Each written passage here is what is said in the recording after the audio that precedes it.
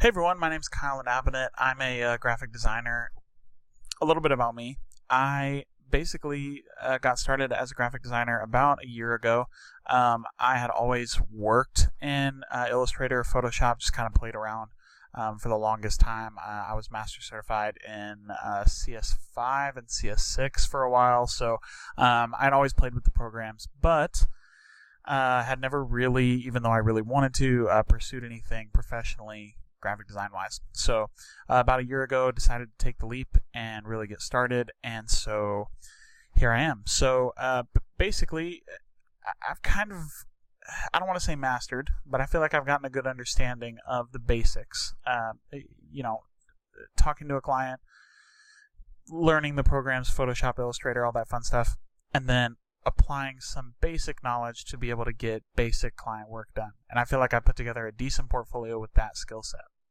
With that in mind, I felt like it was time for me to kind of go to the next level, start learning more about certain features of the programs that I hadn't used before, or if I had used them, I had only used them a handful of times, and I wasn't getting the full use out of the programs that I knew that I could, right? So basically what I decided to do is put together this YouTube channel.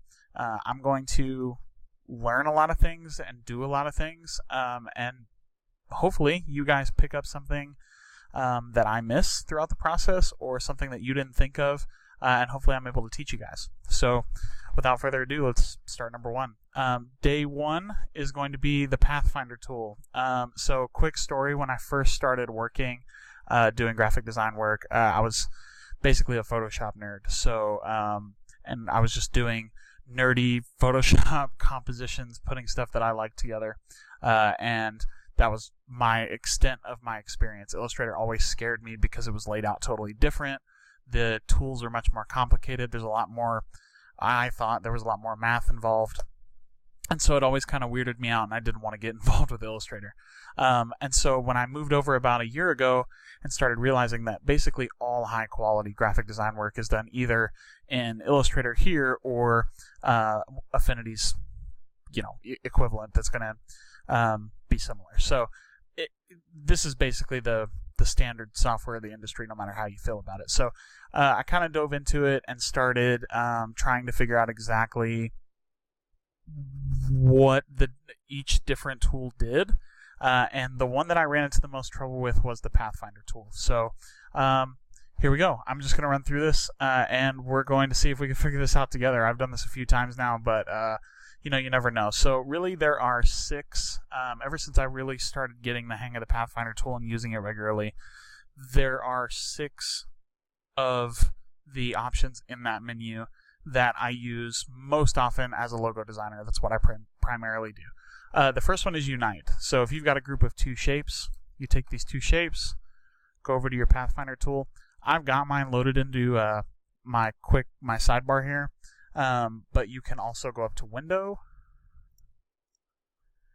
and just load the Pathfinder tool. You could also do Shift Command F9 or Shift, whatever that is. I'm a PC guy, so coming over to Apple, I don't know what everything's called.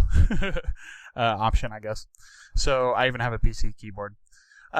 So the Unite tool, if you click on Unite here, that's going to bring those 2 shapes together, all in the fill color of the front object. So I've kind of got this like grayish blue color that is unified, hence the Unite name, on the new shape that's made when you combine those 2. Minus front, again, pretty straightforward. Kind of get this little half moon shape when you use 2 circles like this. So minus front is going to erase and create a new shape of whatever is left over if you take the front shape away. The next one is Intersect. So when you hit these, that tool, that's only going to leave you with the middle part that is encompassed by both of your shapes. All right, and the next one that we're going to look at is Exclude.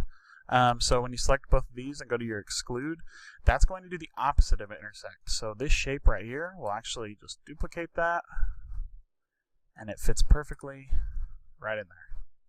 It's just doing the opposite of Intersect, which is giving you the opposite of the conjoining pieces.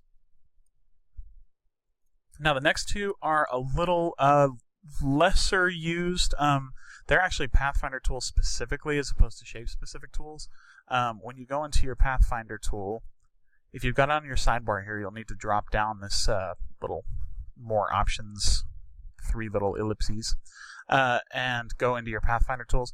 The first one that we'll cover is crop, which does a very similar effect to intersect, except it's basically what it's doing is it's selecting the piece of the overlapped two shapes and taking out whatever, and leaving whatever is overlapped on the back object, essentially is what it's doing. So you've still got a circle here, so you've got a nice amount of negative space. See how that's still a pathed circle, but your only filled part is right here. It's cropped out all of this in that full circle.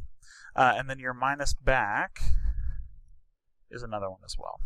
So when you go to minus back, that's actually going to do obviously the opposite of what minus front did. I actually use this one a lot in logo design because you're always looking for different combinations of negative space and how things go together. So minus back is a good tool for that. But anyway, this has been a brief just explanation of the Pathfinder tool so that you have a better idea of how it works. This one stumped me for a while. It still stumps me. There's still a bunch of different tools in that window that I'm getting used to. I'm going to post a video here soon about my custom configuration for Illustrator and how I set everything up in my toolbars and just kind of how my window is set up so you can get an idea of my workflow. But other than that, I hope you got something out of this video, and thanks for watching.